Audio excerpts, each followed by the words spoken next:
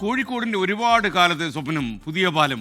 ആ വലിയ പാലം നാടിന് സമർപ്പിച്ചു. പൊതുമരാമത്ത് വകുപ്പ് മന്ത്രി PA മുഹമ്മദ് റിയാസാണ് ഉദ്ഘാടനം ചെയ്തത്. പാലം യാഥാർത്ഥ്യമായതോടെ റെയിൽവേ സ്റ്റേഷൻ, പാളയം, തളി, കല്ലായി എന്നിവിടങ്ങളിലേക്ക് എളുപ്പത്തിൽ യാത്ര ചെയ്തെത്താൻ കഴിയും. ഒരു ഉത്സവം പോലെയായിരുന്നു ഉദ്ഘാടന ചടങ്ങ്. കോഴിക്കോട് പുതിയ പാലത്ത് നിന്ന് അനീഷ് ദേവസിയുടെ റിപ്പോർട്ട്. അനീഷ് ദേവസി അപ്പോൾ തത്സമയം ചേരുകയാണ് പുതിയ പാലത്ത് നിന്ന്.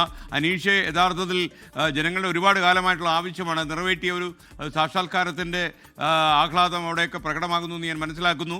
വിവരങ്ങൾ.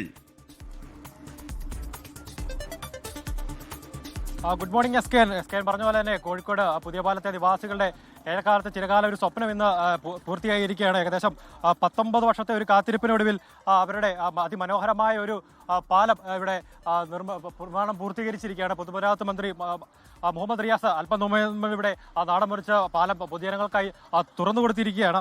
നമുക്ക് മുന്നിൽ കാണുന്നതാണ് ഈ പുതിയ പാലത്തെ വലിയ പാലം എന്ന് പറയുന്നത്. അതിമനോഹരമായ രീതിയിൽ നമ്മൾ ഈ കാണുന്ന അതിമനോഹരമായ ബ്രോസ് ടച്ചിങ് ആർച്ച് മാതൃകയുള്ള ഈ പാലം കോഴിക്കോടിന്റെ വികസനത്തിന് തന്നെ പുതിയൊരു അധ്യായമായി മാറുകയാണ്. ഏകദേശം 195 മീറ്ററുമുള്ളത് ഈ പാലം ഇനി മുതൽ തളി ഭാഗത്തു നിന്നും മിനി ബൈപ്പാസിലേക്കും അതുപോലെ തന്നെ ഗോവിന്ദാപുരത്തേക്കും യാത്ര ചെയ്യുന്നവർക്ക് വലിയൊരു ആശ്വാസമാകും. ഏകദേശം കിഫ്ബിയിൽ നിന്ന് 60 കോടി രൂപ ചെലവഴിച്ചാണ് ഈ പദ്ധതി പൂർത്തീകരിച്ചിരിക്കുന്നത്. ഇതോടെ ഈ പഴയ ചെറിയ പാലത്തിലുള്ള ഒരു ദുസ്സഹമായ യാത്രയ്ക്ക് ഇതോടെ അന്ത്യമാകുകയാണ്. വലിയ ഒരു ജനക്കൂട്ടം തന്നെ ആയിരുന്നു ഈ പാലത്തിന്റെ ഉദ്ഘാടനത്തിനായി ഇവിടെ എത്തിയിരിക്കുന്നത്. കാരണം 19 വർഷത്തെ അവരുടെ ഒരു കാത്തിരിപ്പ് ഇന്ന് പൂർത്തിയായ നാടിന്റെ ഒരു ഉത്സവം പോലെ തന്നെയാണ് അവർ ഈ പാലത്തിന്റെ ഉദ്ഘാടനവും ഇന്ന് അതിമനോഹരമായി തന്നെ നടത്തിയത്.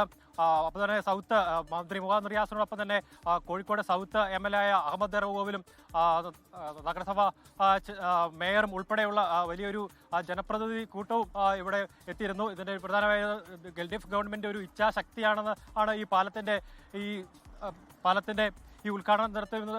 മന്ത്രി മുഹമ്മദ് റിയാസ് പറഞ്ഞത് LDF സർക്കാരിന്റെ ഒരു ഇച്ഛാശക്തിയുടെ അടയാളമാണ് ഈ പാലത്തിന്റെ ഉദ്ഘാടനം എന്നാണ്. അതിൽ പ്രത്യേക ഒരു മനോഹരമായ ഒരു കാര്യം എന്ന് പറഞ്ഞാൽ ഏകദേശം 19 വർഷങ്ങൾക്ക് ശേഷം ഇവിടെ ഒരു പാലം അനുവദിക്കണമെന്ന് ആവശ്യപ്പെട്ട് PWDക്ക് ഒരു നിവേദനം നൽകിയ ആളാണ് മന്ത്രി മുഹമ്മദ് റിയാസ്. ഏകദേശം 20 വർഷത്തിന് ശേഷം അദ്ദേഹം തന്നെ ഈ പാലത്തിന്റെ ഒരു ഉദ്ഘാടനമായി എത്തിയത് തന്നെ ഒരു അപൂർവം തന്നെയാണ്.